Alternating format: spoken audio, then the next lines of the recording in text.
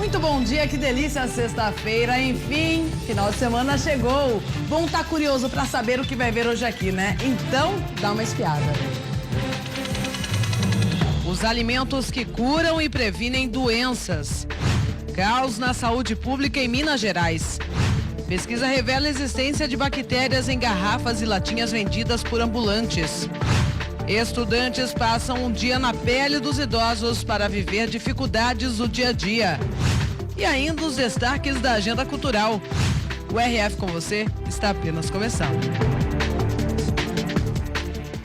Bom, e daqui a pouco tem a reportagem do dia também, né? Vou mostrar aqui no RF com você tudo sobre o novo exame que detecta aí os tipos mais agressivos de câncer.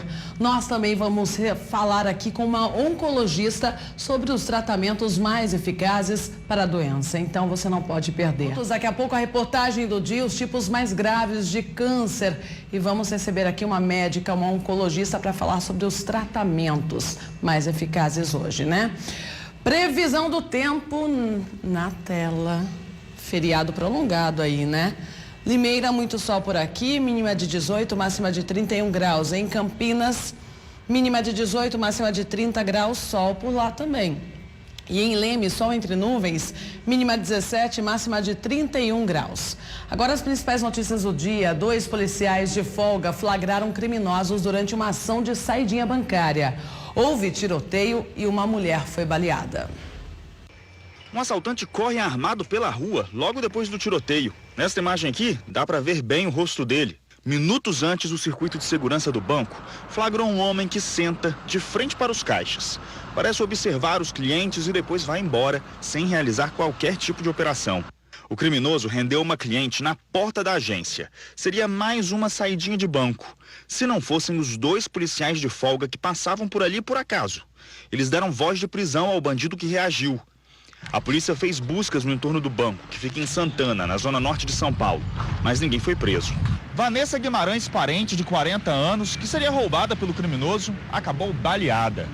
O levantamento mais recente do Instituto Sou da Paz mostra que esse tipo de golpe quase triplicou em São Paulo, mas que são raros os casos em que eles acabam com mortos ou feridos. Neste caso, não foi só a Vanessa. Uma funcionária desta casa, que não tinha nada a ver com a história, foi baleada de raspão quando cuidava do jardim. Já este carro estacionado na rua também foi atingido pelos disparos. Ficou cheio de marcas e com o vidro estilhaçado. Quem mora por aqui está preocupado com a violência cada vez maior. As imagens dos criminosos correndo armados pelas ruas e o som dos tiros não saem da cabeça dos vizinhos.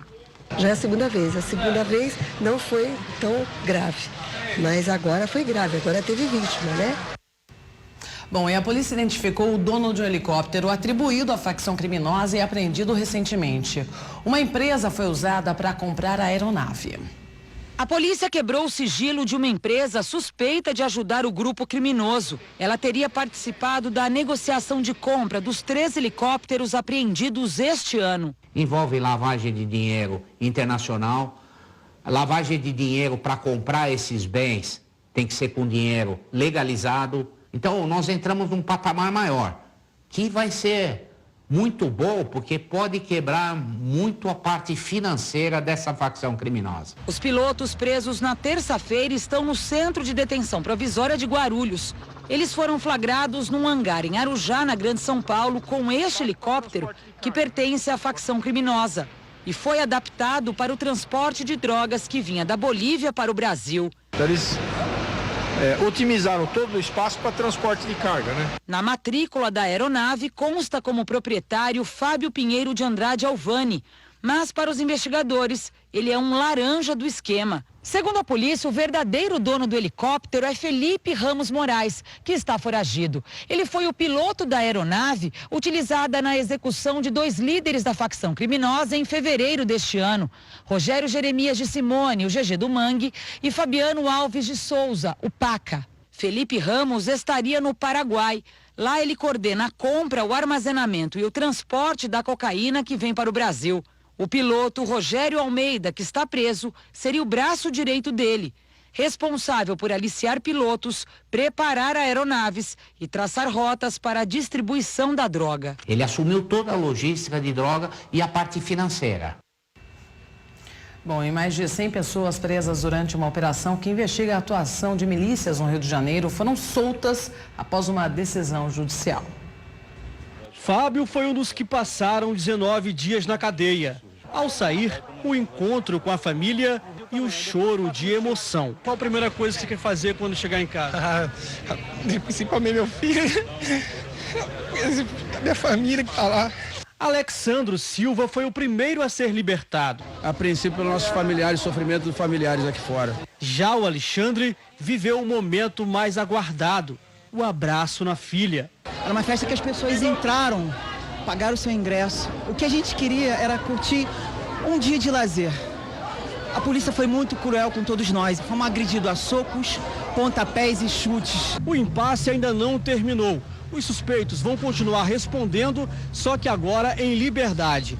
Mas, se o Ministério Público concluir que há indícios de envolvimento deles com os paramilitares, eles podem ser denunciados e voltar para a cadeia. Foram 159 prisões, 138 ganharam o direito de deixar o presídio. Outros 21 não conseguiram liberdade. Mas a Defensoria Pública acredita que é questão de tempo. Para este especialista, o Estado cometeu falhas, inclusive na audiência de custódia. O Estado teria que ter trazido os elementos suficientes para se saber se aquela pessoa deveria continuar ou não presa. E ali me parece que houve uma negligência. Dona Elza passou mal e teve de ser socorrida. Por que não pega lá logo, gente? Tá vendo que eu tô passando mal? Pega meu filho, me dá para mim ir embora logo. O Estado vai ter que ressarcir tudo que eu estou gastando e indenizar meu filho, porque ele não é um bandido. Bom, agora a saúde. Novas pesquisas revelam o poder da alimentação saudável na prevenção ou cura de algumas doenças. Vamos ver. Anos. Pelos exames, já tem indícios que desenvolverá catarata, quando o cristalino, que é uma lente interna, começa a embaçar. Mas, por enquanto, o tratamento não tem relação com colírios e cirurgias. O doutor já falou para mim quais são as alimentações de legumes e verduras que eu posso comer, né? Então, vou ter que começar a fazer a minha lista, né? Vou ter que fazer. É que antioxidantes presentes em alguns alimentos retardam o envelhecimento natural dos olhos. Dá para evitar também a degeneração macular, quando a retina começa a perder a nitidez. Os antioxidantes retardam, eles mantêm por mais tempo o cristalino transparente. Os alimentos também ajudam quando falta lubrificação nos olhos, a síndrome do olho seco. De acordo com especialistas, o consumo de vitamina C retarda a evolução da catarata em 35%. Tirando a predisposição genética, geralmente as doenças da visão começam a aparecer depois dos 40 anos e se agravam aos 60. Por isso, os médicos aconselham começar a dieta que faz bem para os olhos o quanto antes. Um ano a pessoa se alimentando bem, se preocupando em manter essa alimentação mais saudável, né? Se preocupando com essa ingestão desses antioxidantes, eu acho que já a pessoa já vai começar a sentir diferença. São vários os alimentos que podem ajudar. Cenoura, damasco, laranja, amora, verduras verdes escuras, brócolis, nozes, linhaça e peixes. A dieta que faz bem para os olhos precisa ser rica em vitamina C e ômega 3. Aqui a gente tem alguns exemplos de alimentos ricos nesses nutrientes e dá até para combiná-los, né? Isso, exatamente. Então nós temos aqui nutrientes, o ômega 3, como você citou, um antioxidante super importante para a saúde dos olhos, presente nas nozes, presente no salmão, né, em outros peixes também, na linhaça que nós temos aqui. E aí a gente tem vitamina C presente na laranja, mas em outros alimentos que às vezes a gente não lembra quando a gente fala dela. Então, por exemplo, na laranja, né? Exato. Então, por exemplo, o pimentão, o maracujá, que inclusive está na época. O ovo é o principal deles, segundo nutricionistas. Ele é rico em luteína, uma substância também presente na retina e que precisa ser reposta. É um composto funcional, também com ação antioxidante e que vai estar muito mais presente em ovos caipiras do que em ovos convencionais. A maneira de preparo é importante para não perder as propriedades. É interessante que a gente não aqueça as fontes de vitamina C porque ela se perde com o calor. Porém, brócolis, couve, os legumes, a gente pode cozinhar no vapor, seria a melhor técnica de preparo, ou assar, por exemplo, no forno, que às vezes a gente não faz, evitando usar imersão em água, né? Quando a gente cozinha do modo convencional. Porque a gente perde um pouco de nutriente quando a gente mergulha na água. Há 2 anos, Luiz fez uma cirurgia de catarata.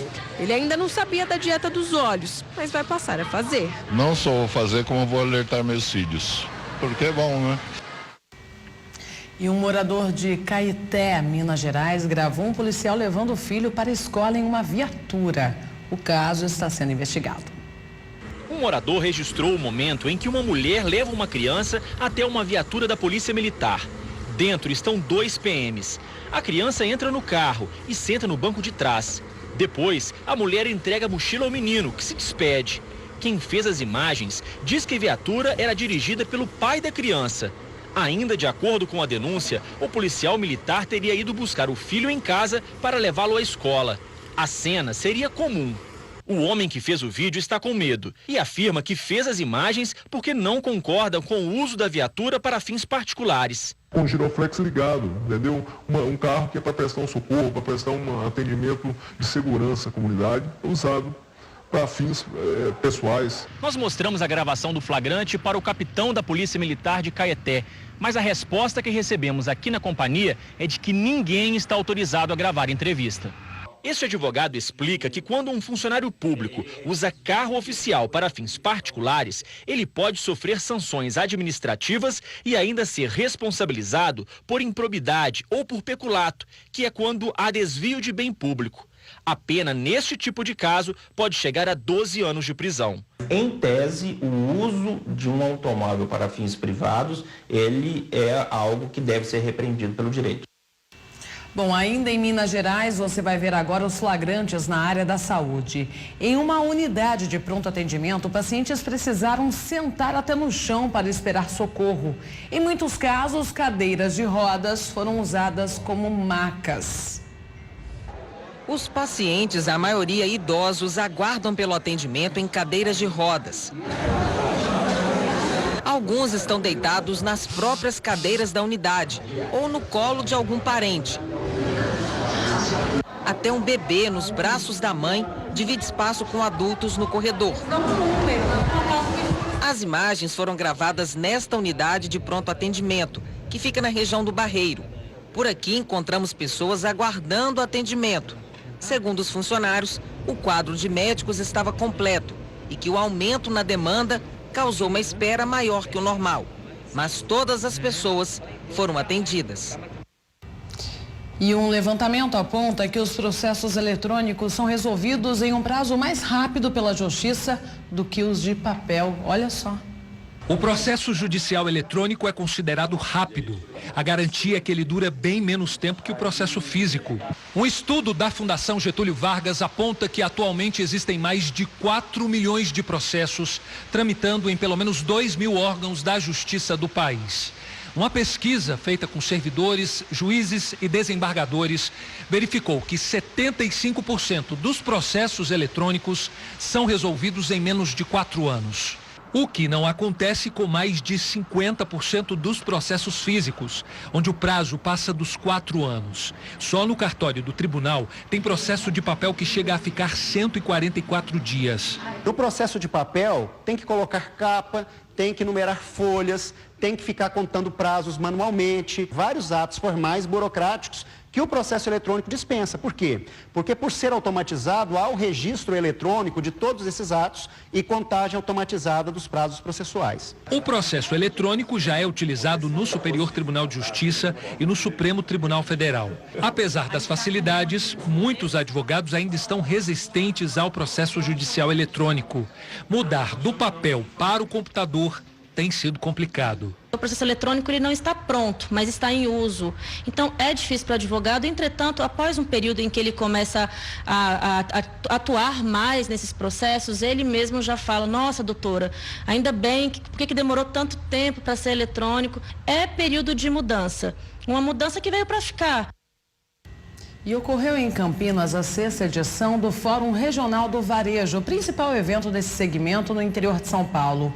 Mais de 2.000 pessoas passaram pelo local. O evento aconteceu na Expo Dom Pedro e reuniu mais de 2.000 participantes, entre empreendedores, gestores e especialistas. O 6º Fórum Regional do Varejo teve como tema um olhar para o fator humano no centro da estratégia do varejo. O objetivo do evento foi discutir as principais tendências do varejo mundial adaptadas à realidade brasileira. As coisas partem sempre do consumidor, né? Então o consumidor usa muita tecnologia e ele mudou o comportamento de compra dele, né? Obviamente, todo mundo ainda usa muito a loja física, mas diminuiu muito o tráfego dentro da loja física. Então você tem que olhar para isso e ver o que você pode fazer dentro do seu negócio que possa se conectar com aquele consumidor que vem na sua loja, mas como é que você amplia isso através do uso de tecnologia. E outra coisa simples. Então, nós tivemos um painel que discutiu isso, nós tivemos palestras, pessoas que apresentaram essas tendências que a gente vê todo ano, que a gente viu esse ano, e depois nós discutimos. Enfim, a gente vê os exemplos de grandes varejistas. Mas o que eu posso fazer aqui na minha loja? Eu tenho uma loja só, e como é que eu posso tornar isso possível, viável? Então, acho que a discussão foi essa. E a dica as pessoas, o varejista ou o pequeno empresário, ele tem que estar qualificado, ele tem que estar antenado nos lugares certos para poder observar isso e tomar as devidas providências para trazer para o seu negócio. É fato que hoje os consumidores estão cada vez mais exigentes e conectados. O evento reuniu empresas que apostam na tecnologia e inovação para garantir melhor experiência aos clientes e, por consequência, mais faturamento. Pedro é diretor de vendas em um e-commerce. A empresa trabalha justamente para facilitar a relação entre as lojas físicas e os sites de compras. Aqui hoje para a SIC em Campinas nós estamos buscando mostrar novas funcionalidades do Omnichannel para o mundo físico, conectando com o mundo online, né? Então hoje muita gente tenta buscar ser disruptivo, né, dentro do online, e hoje essas novas ferramentas que nós estamos trazendo aí para a SIC é realmente mostrar que não existe barreiras no online mais. Então você pode não só conectar a sua loja física com a sua loja online, né? E vice-versa. Então, hoje para a Feira SIC estamos trazendo aí algumas novas funcionalidades, então para as pessoas ter essa experiência, né? Então, hoje muita gente olha só no online as ferramentas, mas não sabe como que funciona. Então, hoje com a loja aqui dentro da SIC, a VTEX está trazendo um pouco mais como que funciona essas ferramentas no mundo físico, também para o mundo online. Para Adriana Flose da SIC, o evento registrou aumento de 25% no número de participantes, o que mostra que o fórum já se tornou um grande aliado aos empreendedores que buscam cada vez mais qualificação para os seus negócios. Olha, quem não for ainda nosso associado, pode ligar para nós, né, através do 2104-9200, que as pessoas que forem de Campinas, né, porque cada associação atende o seu município. E podem entrar no site também para olhar, nós temos grupos de network, onde as pessoas fazem negócios, temos também um grupo de qualificação para os colaboradores, sem custo nenhum a mais para o nosso associado.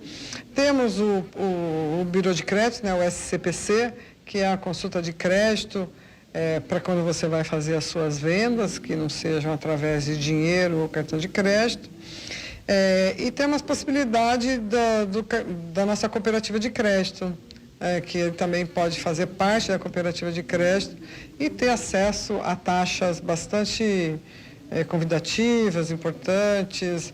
É um grande parceiro, porque, enfim, para implementar qualquer coisa, você precisa de um capital de giro para poder fazer. E foi lançada em Limeira mais uma edição da campanha do agasalho. Veja na reportagem de Larissa Israel.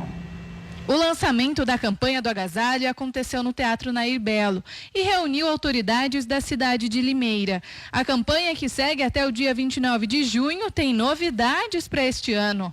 Nós vamos ter o dia D, que vai ser no dia 19 de maio, que os agentes da zoonose e da saúde vão estar panfletando, abordando as pessoas que eles já visitam e falando da campanha. E, em paralelo a isso, nós convidamos o comércio a fazer uma promoção, a fazer um agrado para o seu cliente. A pessoa que levar um agasalho, vai ter um desconto, vai ter uma promoção. É um incentivo, né, que eles vão fazer. A campanha preparou novidade também para as escolas, que poderão ser premiadas. O prêmio tem o objetivo de estimular a solidariedade entre os estudantes. Nós vamos estar premiando a classe que arrecadar mais peças.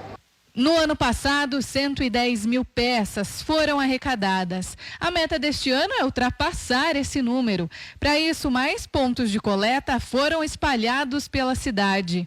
São 250 pontos.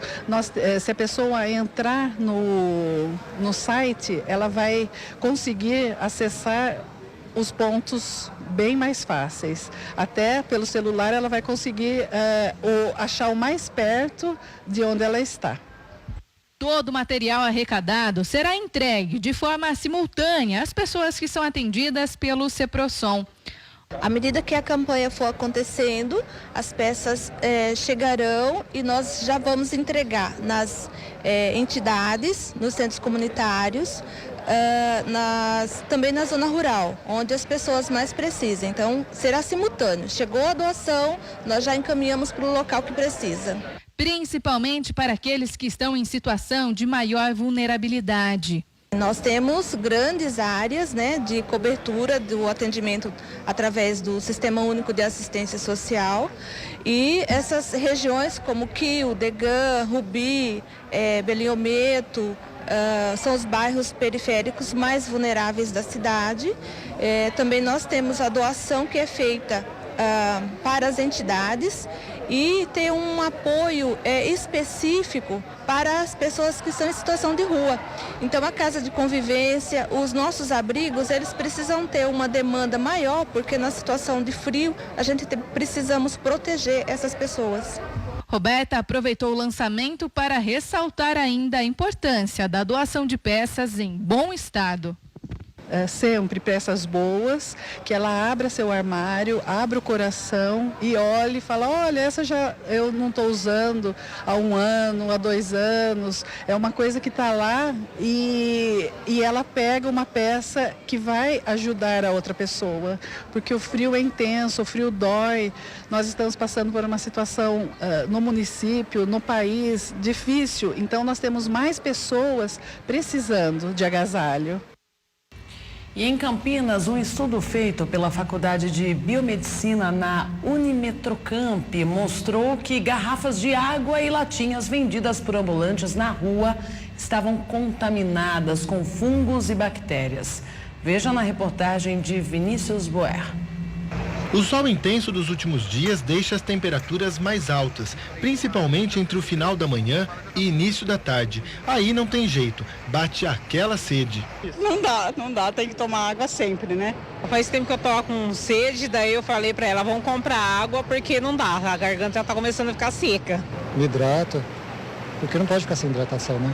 Quem sai de casa a pé e não leva nenhuma bebida para se hidratar, recorre à compra de águas, sucos ou refrigerantes no caminho. Alguns optam pelos vendedores ambulantes. Tem que sair de casa, tomar água e depois comprar água na rua, porque esquenta, né? A água fica muito quente, então você tem que comprar sempre fresquinha, né? Prático, né? Você já pega e já sai andando, é mais fácil. Se torna mais fácil, mais prático. Acaba tendo que optar, né? Não tem jeito. Pesquisadores de Campinas detectaram a contaminação de até 1.400.000 fungos e bactérias em latinhas de refrigerante ou garrafas de água como esta, vendidas pelos ambulantes. O resultado serviu como um alerta, principalmente para quem tem baixa imunidade, como crianças e idosos. Nós encontramos até 1.400.000 micro-organismos. Essa quantidade já é um risco, tanto para pessoas saudáveis quanto para pessoas que o sistema imunológico já está debilitado. Então, nas pessoas com o sistema imunológico debilitado, elas estão mais propensas a adquirirem as contaminações. A coleta do material foi realizada em cidades da região metropolitana de Campinas, como Vinhedo e Jundiaí, e também na capital paulista. Outro dado que chamou a atenção dos pesquisadores foi a quantidade de micro-organismos na água que gela as bebidas nos isopores. Das 15 amostras, 60% estavam contaminadas. A contaminação da água foi uma surpresa, porque a gente não esperava tanta contaminação. De 15 ambulantes, 9 amostras estavam contaminadas. E com a presença dos coliformes fecais, inclusive a Escherichia coli, que é o representante intestinal, então ela indica uma falta de higienização. Então isso está nos dizendo que aquela amostra, ela foi contaminada durante esse processo. Essa contaminação ou veio dos manipuladores, né, dos vendedores, ou das próprias embalagens ali que podem estar contaminadas. Então isso é o que chama atenção. Os ambulantes, os vendedores, muitas vezes eles não têm água para higienizarem as mãos.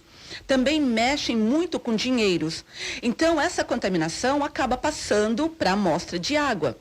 E a temperaturas altas que nós estamos aí tendo no dia a dia.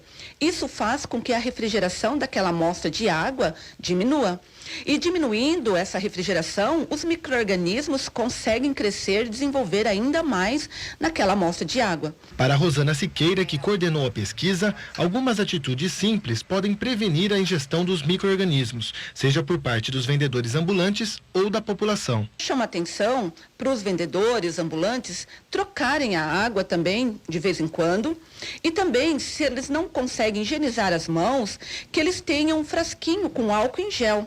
O álcool em gel, então, ajuda a retirar esses micro-organismos, principalmente quando eles estão manipulando, né, os dinheiro, porque eles recebem e dão o produto aos consumidores. Então, isso favorece muito essa troca de micro-organismo. Então, fazerem essa higienização e, se possível, a troca das amostras de água. A população evitar colocar a boca nessas embalagens. Então, dê preferência para usar canudos, mas os canudos que são embalados individualmente. Aqueles que estão todos aglomerados também têm risco de contaminação. E se não tiver o canudo, mas se tiver um lenço de papel, que ela retire o excesso de água daquelas embalagens antes de colocar na boca. Daqui a pouco, então, mais notícias aqui no RF com você, a reportagem do dia, né? Vamos falar sobre câncer. Um novo teste de sangue permite detectar os 8 tipos mais agressivos de câncer e pode ser a solução para a cura de muitos pacientes. Vamos ver. Nesses pequenos tubinhos, uma esperança para milhões de pessoas. Um novo exame de sangue promete o diagnóstico do câncer ainda nos primeiros estágios da doença, antes mesmo de qualquer sintoma aparecer. Isso pode significar a cura para milhões de pacientes. A proposta inovadora vem da Universidade Johns Hopkins, que fica em Baltimore, nos Estados Unidos. É um dos maiores centros de pesquisa em medicina no mundo. Entre professores e pesquisadores que já passaram pela instituição, estão 36 ganhadores do Prêmio Nobel. Nossa equipe conversou com os médicos e cientistas que desenvolvem há mais de 10 anos o trabalho do exame de sangue que pode descobrir o câncer em fase inicial. A doença nos primeiros estágios costuma ser silenciosa. A doutora Anne Lennon explica. Desde o início, o objetivo era desenvolver um exame não invasivo, capaz de identificar os tumores também nas primeiras etapas. A non-invasive blood test that could identify cancer. Anualmente, mais de 8 milhões de pessoas morrem em decorrência de câncer em todo o planeta. Em 2015, foram 207 mil mortes só no Brasil. Para alguns tipos da doença, ainda não existem exames capazes de fazer um diagnóstico precoce. So perhaps this might be a way to screen for those. Mas o exame desenvolvido pela equipe da universidade pode mudar esse quadro. O estudo começou com pacientes que já estavam doentes. Durante a pesquisa, foram feitos testes com 1.005 voluntários com câncer já diagnosticado. E em 70% dos casos, tanto a doença quanto o órgão atingido foram identificados. Foram diagnosticados pelo exame tumores nas mamas, nos pulmões, ovários, no fígado, estômago, pâncreas, esôfago e reto. A médica comemora. I think the results are very promising. Os pesquisadores provaram ser possível descobrir o câncer em fase inicial e também constataram a localização exata dos tumores. the location of the cancer to one of two places. O exame funciona por meio da chamada biópsia líquida. Ou seja, os médicos tentam encontrar a doença não no órgão afetado, mas em um dos líquidos que percorrem o corpo humano, o sangue.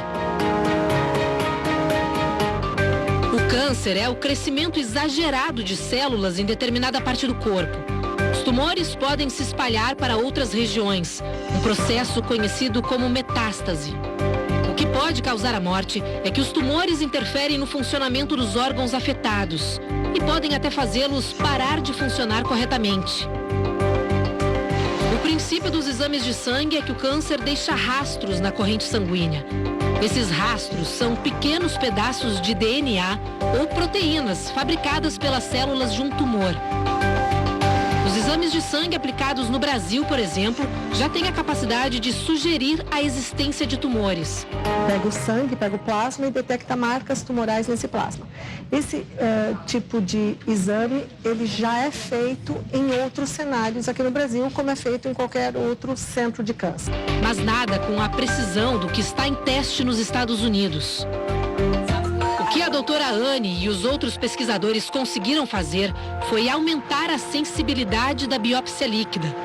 O exame percebe uma quantidade maior de pedaços de DNA e proteínas deixadas pelos tumores. Ele demora de 8 a 12 semanas para ficar pronto. Celina sabe bem da importância de descobrir cedo um câncer. Foi através de um autoexame que em 2008 ela detectou um nódulo na mama. Encontrei os carocinhos na mama esquerda, né? E aí eu fiquei muito preocupada.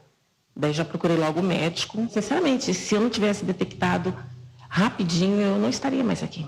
Porque na época tinha pessoas junto comigo fazendo tratamento que não está mais aqui. Celina passou por cirurgia e diversas sessões de quimioterapia e radioterapia. Graças ao diagnóstico precoce, hoje ela está curada.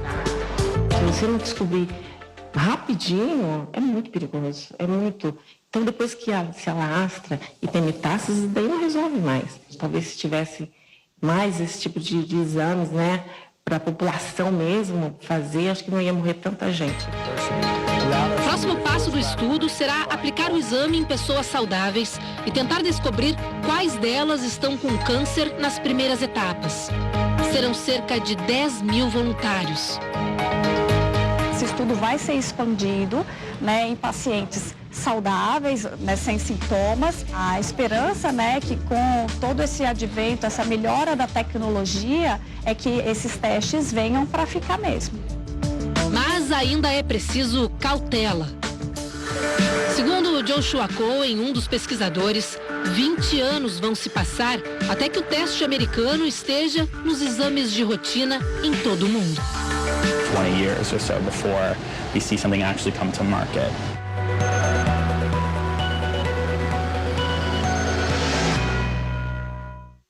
Bom, como nós vimos, é um teste, né? Apenas daqui 20 anos esse exame. A prevenção certamente ainda é o melhor remédio, né? Para evitar aí. Vamos receber então a oncologista em Vânia. Fávero, seja muito bem-vinda aqui, doutora. Obrigada pelo convite. Uma pena só daqui 20 anos, né? Com certeza. Poderia chegar agora, doutora. Por esse exame. Realmente é um exame que, na verdade, hoje ele já existe, mas só para a gente detectar uma recidiva. Então, dos pacientes que já tiveram um câncer. Mas pacientes que nunca tiveram, ainda vai tá em ter estudo. que aguardar ainda. Isso. E, como eu já disse, a prevenção ainda é a melhor solução. Com certeza. O mais importante realmente é a prevenção e, principalmente, como a paciente disse, o diagnóstico precoce. Que assim a gente consegue realmente ter cura dos pacientes. Doutora, o câncer, quanto tempo ele demora para se desenvolver no organismo? Assim, eu tenho histórico, conheço pessoas que de repente descobriram, já estava em fase de metástase, por exemplo, descobriu em pouco tempo, faleceu, né? Parece que é assim, descobre, em pouco tempo morre. De repente tem algo relacionado com o emocional também, quando o paciente descobre, fica mais fragilizado? Assim, na verdade, existe sim vários tipos de tumor. Existem tumores que a gente chama de indolente, que são tumores que têm um crescimento muito lento. Tem tumores que demoram 10 anos para você conseguir detectar ainda uma lesão pequena. Como existem tumores de evolução extremamente rápida, existem tumores, principalmente os hematológicos, que às vezes você vê paciente exatamente assim, morrer em 20 dias, Muito mesmo rápido. com o diagnóstico feito precocemente, que são tumores de rápida proliferação. Mas assim, dessa parte, assim, é óbvio que o impacto emocional abala muito o paciente. Com isso, na verdade, o que acontece? Quando você tem um impacto emocional, você desestabiliza o organismo e aí diminui toda a resistência e com isso até risco de infecções e outras coisas que pode precipitar o óbito. Doutora, qual a diferença do benigno e maligno? Todo tumor benigno, ele não tem a capacidade de fazer metástase, ou seja, ele não tem a capacidade de se espalhar. Então, ele é um tumor no local, ele não vai sair dali. Tá? Então, assim, o tratamento do tumor maligno é você ressecar só aquela lesão. Existem tumores malignos, por exemplo, ruim? Existe por causa, às vezes, do local. Um tumor benigno, por exemplo, no cérebro, é ruim. É mais difícil. Né? Um tumor benigno na pele, ou mesmo, por exemplo, um lipoma, que é aquela bolinha de gordura que muitas pessoas têm na pele, que você tira, que é um cisto sebáceo, é um tumor benigno, que, dependendo do local, vai, no máximo, deixar uma cicatriz. Né? Já o maligno é o que metastiza, que vai para os outros órgãos e com isso pode levar com ao muita paciente. facilidade. Se a gente conseguir fazer a detecção precoce, não. Sim. Mas se a gente já diagnosticar em estado tardio, aí sim. Doutor, a senhora trabalha na Santa Casa, no setor de oncologia, é isso, né? Trabalho na Santa Casa, no centro de oncologia de lá. E me fala uma coisa, quantos pacientes hoje estão em tratamento? Na quimioterapia, hoje em torno de uns 400 pacientes mês. 400, é um número alto. Atende toda a região ou apenas Limeira? A gente atende Limeira, Iracemápolis, Cordeirópolis e Engenheiro Coelho. E esse número vem crescendo a cada ano? Vem crescendo a cada ano. Você se recorda, há um ano atrás, quantos pacientes estavam em tratamento? Mensal não, mas assim, a gente... Uma média. A gente está tendo, por exemplo, a gente tem casos novos ano. Então, vem vindo 600, 700, esse ano a gente acredita que vai bater os 800. E por que esse aumento, doutora? Infelizmente, é o hábito de vida moderna nossa, né? Então, vários tumores, por exemplo, mama, né? Hoje em dia as mulheres engravidam muito mais tarde, né? Antigamente as mulheres engravidavam mais cedo. A mulher hoje tem uma vida, né, muito mais agitada, corrida, né? É mãe, é profissional. Então, tudo isso, assim, alimentos que a gente tem... industrializados, a gente sempre aqui reforça diariamente a questão da alimentação saudável. É necessário, né, doutora? Com certeza. Antes, gente, aí tá a prova, né? Antes não existiam tantos casos assim, né? Há décadas. Agora é muito. Recentemente tem muitos casos surgindo, né? Eu digo até com o pessoal, com os pacientes, até que hoje é difícil você ter uma família que não tenha um caso. Sim, sim. Acho que todo mundo conhece uma pessoa que já sofreu, alguém da família, um ente querido, né? Que partiu, inclusive, infelizmente. Temos uma pergunta já aqui, o Wesley da Bahia, ele pergunta o seguinte: gostaria de saber se o refrigerante causa câncer. Não é comprovado, mas a gente já sabe que o refrigerante, né, por causa até da quantidade de açúcar, ele tem outros malefícios, né? Então, assim, provado, assim, por exemplo, o café, a gente já sabe que em grande quantidade é comprovado. Carne vermelha. Adoçante eu já ouvi também falar. Né? Alguns tipos de adoçante. Né? Carne vermelha também? Vermelha, em grande quantidade, sim. Embutidos, né? Salame.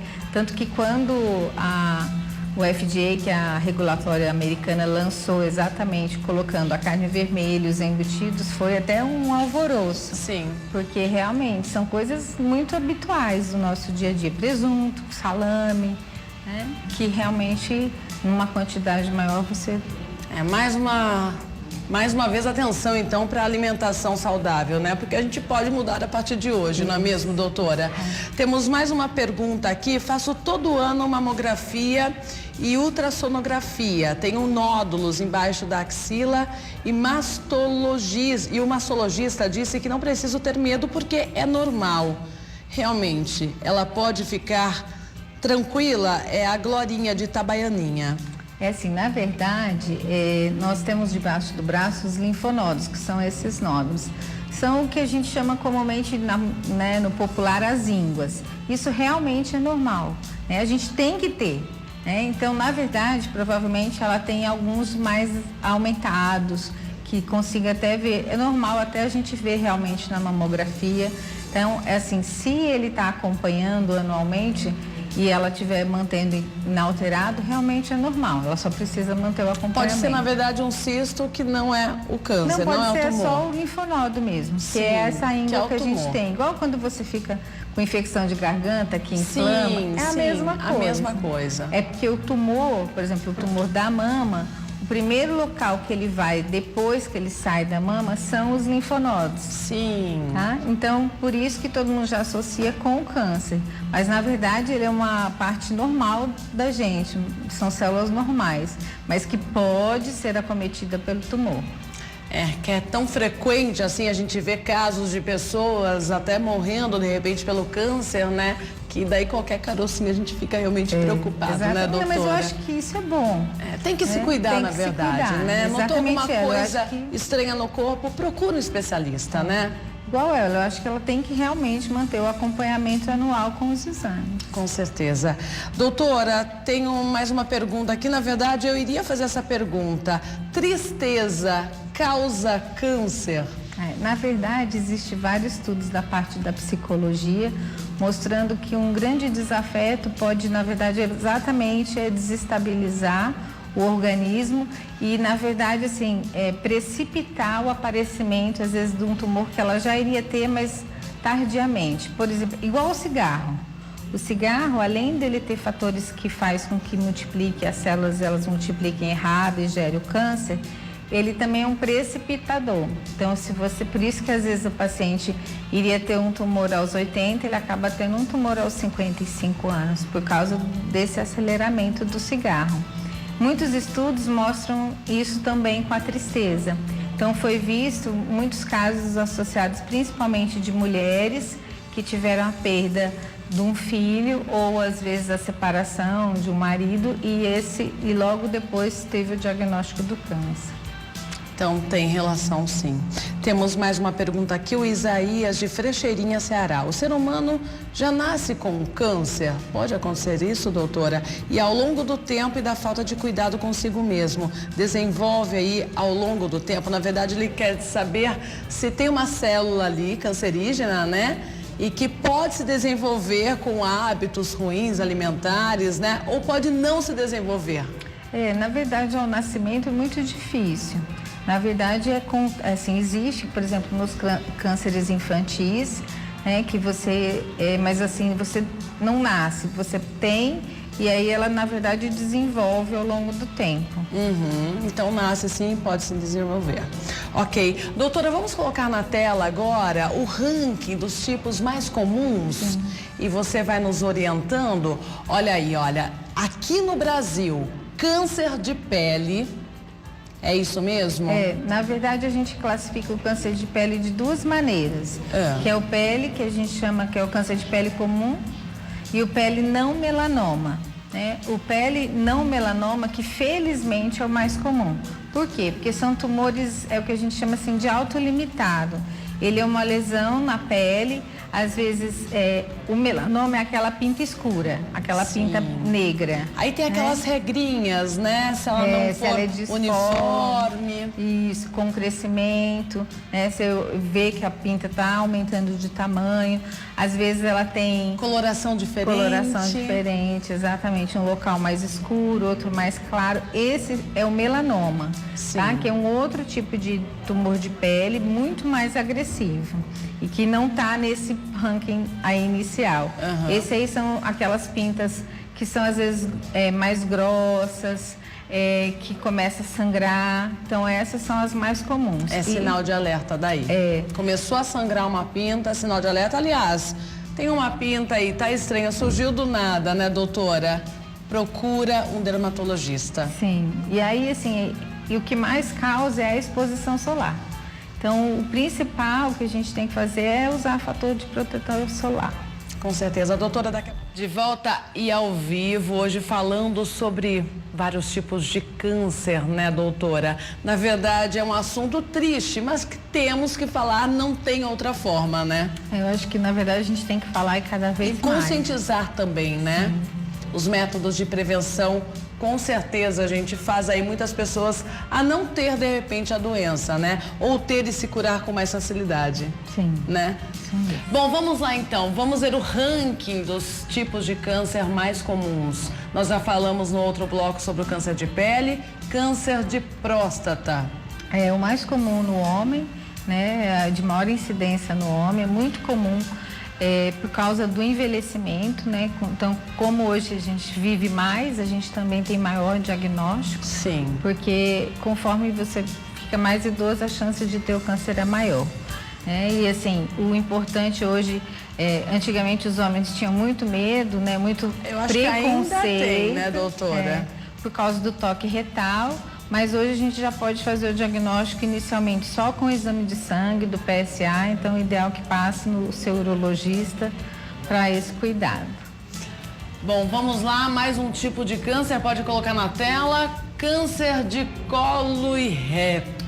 O câncer de intestino, né? Hoje ele, depois de próstata, no homem também ele é o segundo mais comum, então é um tumor de intestino.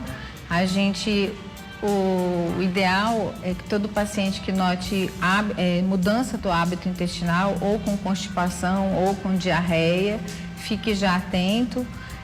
Tumores do final do intestino do reto, muito comum é o sangramento, o sangramento nas fezes, então prestar atenção para então procurar um gastro ou um proctologista. Para aí o ideal é a gente fazer uma colonoscopia, que é o exame que melhor vê o tumor de intestino. O certo é, quanto antes descobrir, mais fácil de se tratar e se curar, doutora. Isso mesmo. Bom, vamos lá na lista. O câncer de pulmão. Hoje o câncer de pulmão, infelizmente, ainda é muito frequente, principalmente ligado ao hábito do tabagismo. Então a gente ainda tem que incentivar as pessoas à cessação do fumo, que isso tem uma diferença muito grande. Com certeza. Bom, mais na tela aí o ranking, vamos ver, câncer de mama. Até uma telespectadora que mandou, não foi de mama, né? A Evaneide, de Tenório, Paraíba. Tive câncer de ovário em 2002 e até hoje estou muito bem. A descoberta precoce me ajudou muito. Com certeza, está curado. Que a gente está falando aqui, né? O câncer de mama, infelizmente, ele é o maior nas mulheres, né? De maior incidência. É um câncer ainda de uma mortalidade muito alta, então por isso que é importante a conscientização das mulheres a fazer os exames periódicos, a mamografia, que é o exame realmente que a gente consegue detectar as lesões iniciais. E se a gente conseguir diagnosticar no estádio clínico 1, que é o inicial, a gente tem 95% de cura, às vezes só com a cirurgia. E nós mulheres podemos fazer o autoexame em casa, né? Com certeza. Além de ir, claro, cada 6 meses no ginecologista e até os 30 anos, uma vez por ano, está legal, né, doutora? Isso. Bom, vamos lá, o ranking na tela. Câncer de estômago. Também, né, é um outro tumor muito frequente. Que é mais fácil da gente ter sintomas, né? Você começa a ter dispepsia, que é aquele mal-estar gástrico, às vezes sensação de empachamento, né? Então a gente precisa também ficar atento. É claro que de repente a pessoa está em casa, não está se sentindo bem hoje, fica preocupada, não, né? Os sintomas são recorrentes, né? Dia a dia. São aqueles sintomas que realmente não tem alívio, nem com medicações, né? Vai sempre voltando, aí não tem jeito. É bom ficar em alerta. Doutora, o Fábio é de Centenário do Sul, Paraná. Por que muitas pessoas morrem na mesa de cirurgia e não aguentam? Na verdade, depende muito, assim, existem tumores que são muito agressivos e que, assim, a maioria dos tumores, ele tem uma vascularização muito grande em volta dele, então são tumores que sangram muito.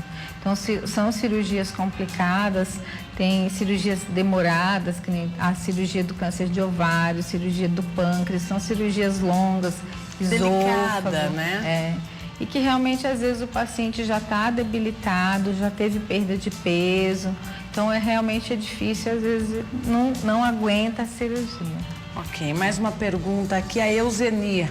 Minha irmã tem um cisto na axila, nós até já falamos, mas vamos repetir. Pode desenvolver um câncer? Então, a maioria das vezes esse cisto, ele não tem essa transformação, né? O ideal realmente é a gente só acompanhar. Ok. Doutora, deixa eu fazer uma pergunta. Tem o Antônio de São Luís Gonzaga, ele diz assim: meu pai morreu em dezembro de 2016 de câncer de pulmão. Ele fumava? Responde aqui pra mim, certamente sim, né? A maioria está ligado, doutora? Ou muitas pessoas não fumam e podem ter câncer de pulmão também? Pode, infelizmente. Por outros hábitos? A gente hoje já descobriu até algumas mutações, né, que precipitam esse tumor do pulmão. Então, existe sim câncer de pulmão sem o tabagismo, mas é bem menor a incidência. Doutora, fala pra gente, o que é o câncer? Na verdade, assim, o nosso organismo, todo dia, ele fabrica células novas, né? Por isso que a gente melhora cabelo, melhora a pele, vai restaurando. E todo dia a gente faz células novas e a gente, às vezes, multiplica essa célula errada. Então, nessa célula errada é o câncer. E que o organismo não teve a capacidade de corrigir. Então, ela vai começar a crescer sempre desordenadamente e muito mais rápido. O câncer, então, o tumorzinho, são inúmeras células erradas que vão se multiplicando, é isso? Isso mesmo. Doutora, obrigada pela presença. Quer deixar um recado aí para as pessoas que estão nos assistindo, como forma de prevenção até do câncer? Eu acho que o importante realmente é fazer a prevenção, né? Hábitos de vida saudável, ou seja, atividade física, comer mais frutas, legumes, verduras, menos carne vermelha, menos açúcar. Por que a carne vermelha pode provocar aí o câncer? É porque a gente é um alimento de difícil digestão, né? A gente demora horas para metabolizar, então realmente ela pode provocar.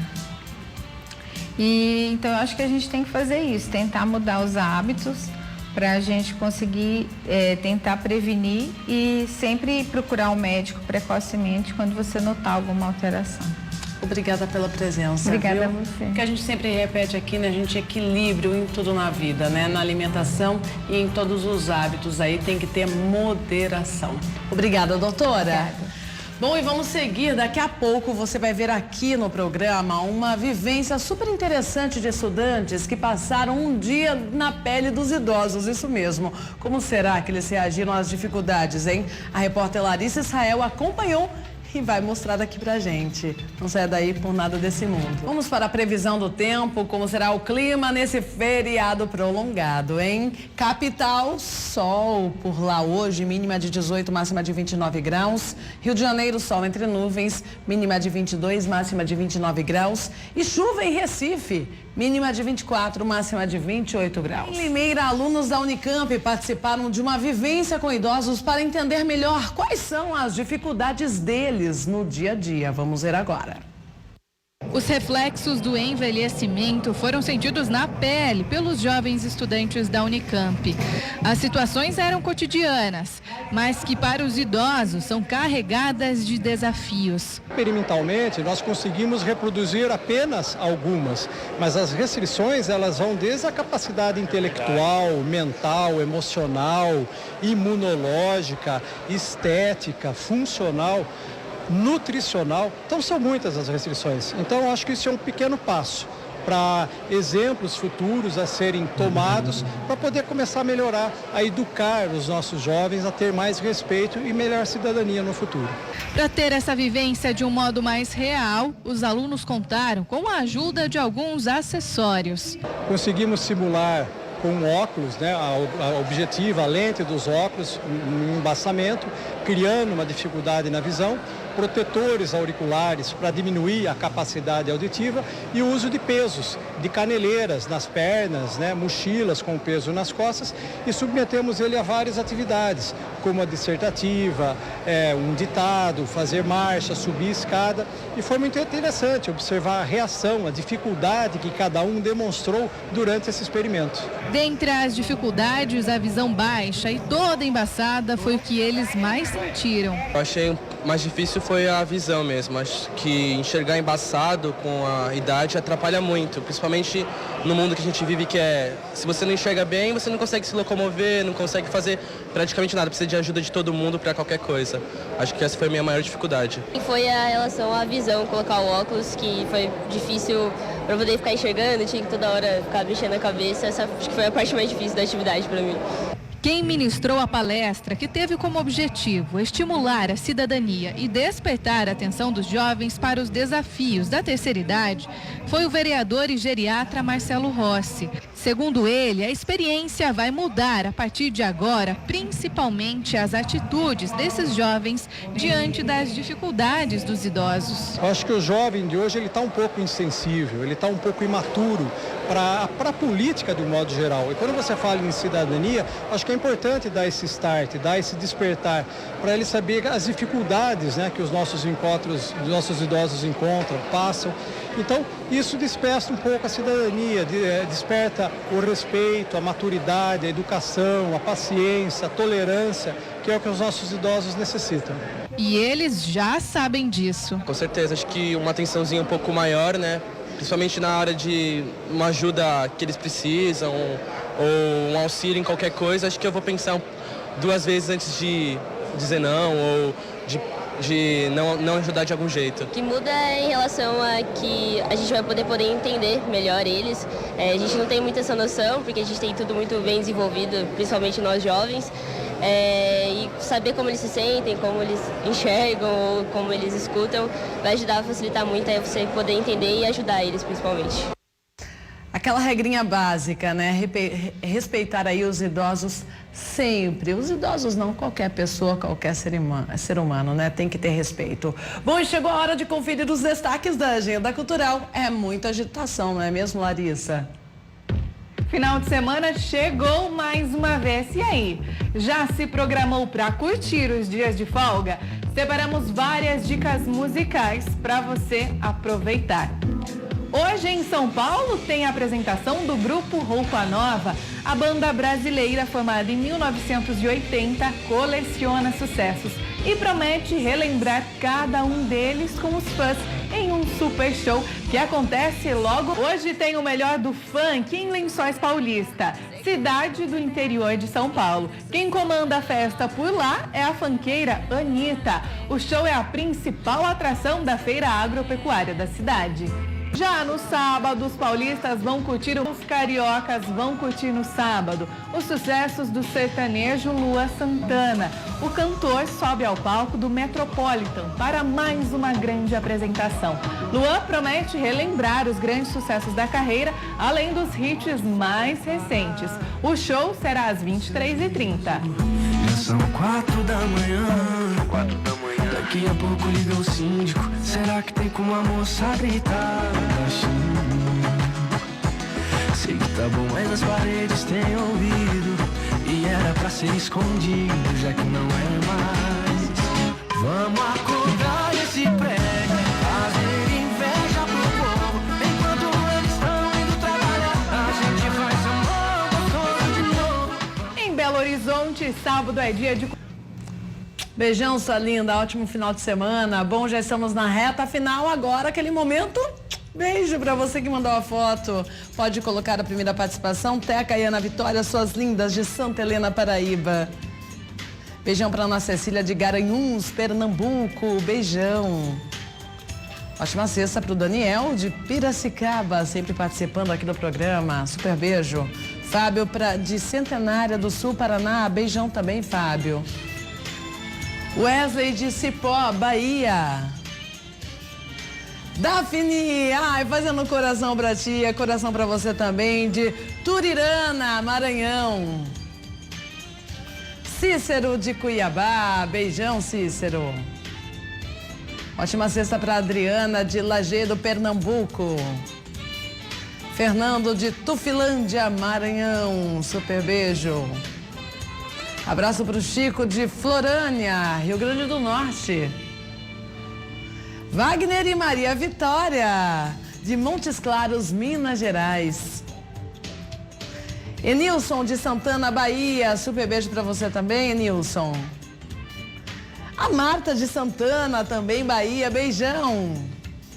Ai, que delícia terminar a semana com tanto carinho assim, viu? Uma notícia boa. Na segunda, eu tô de volta com muita informação para você aí de casa. Super beijo e juízo, hein?